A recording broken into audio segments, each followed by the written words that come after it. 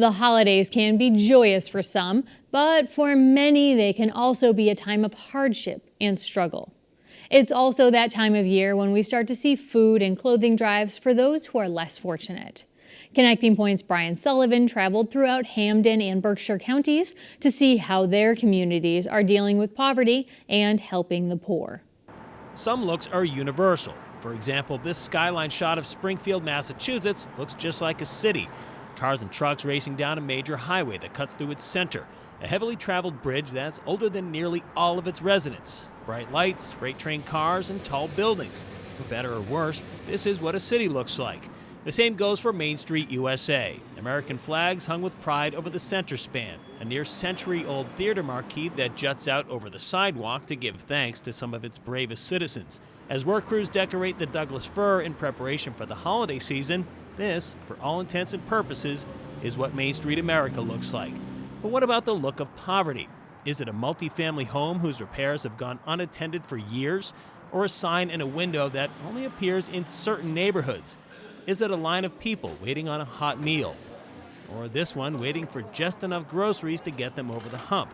Poverty has a million looks and even more faces. Yet for those of us on the outside, what do we really know about those living it?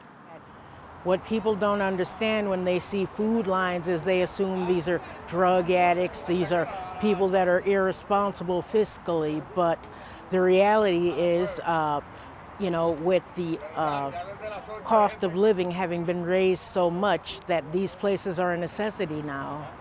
The folks who work and volunteer at the Gray House Food Pantry in the north end of Springfield know this all too well.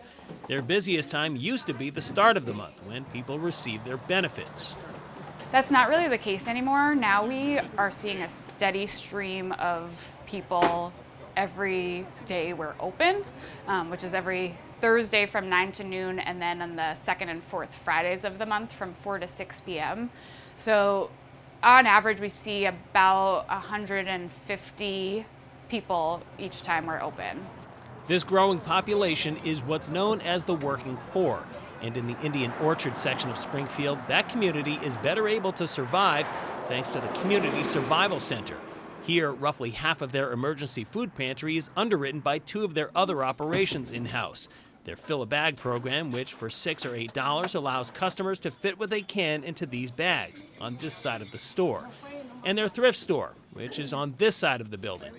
The patronage and support have had a cyclical effect. We help people from this community, Ludlow, Wilbraham, Hampden, 3 Springfield neighborhoods, to survive with the basic need of food. But we're very fortunate that people from that same communities and beyond help us out with donations, with monetary donations, with food donations, with the donated items that we sell. Across the state, in the northwest corner, a city that's enjoyed a cultural renaissance of sorts still has its own issues to contend with.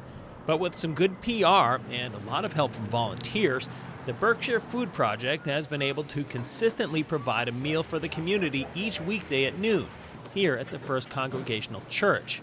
North Adams has a poverty rate of just around 18%, which is several points above the national average. So it's not too surprising to see a robust turnout when these doors open.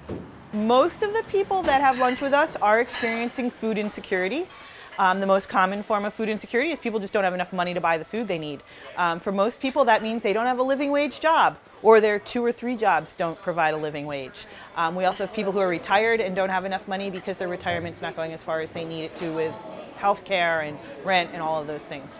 While North Adams and Springfield have some of the highest poverty rates in the state, nationally, Massachusetts is in the top 10 for lowest rates at just under 11%. But that might be a tough sell for any family that's been feeling the squeeze. A lot of people are living, with their parents, and their parents living with their kids, and, everything goes up and the paycheck stays the same. It's possible that the cities we highlighted here could be facing an eventual upswing because nationwide, the poverty rate has actually gone down some in recent years. Of course, even those figures bear scrutiny. I'll throw out a couple of numbers. 38 million. That's how many Americans are living in poverty, according to a 2018 study. 32 million. That's how many people live in all of Venezuela. So my quick math tells me the United States has more people living in poverty than Venezuela has people. The first thing to think about is the 38 million people that are living below the poverty line in this country. They are the poorest of the poor. You can live above the poverty line and still not be able to feed your family, still not be able to pay for rent. Our poverty line is very low.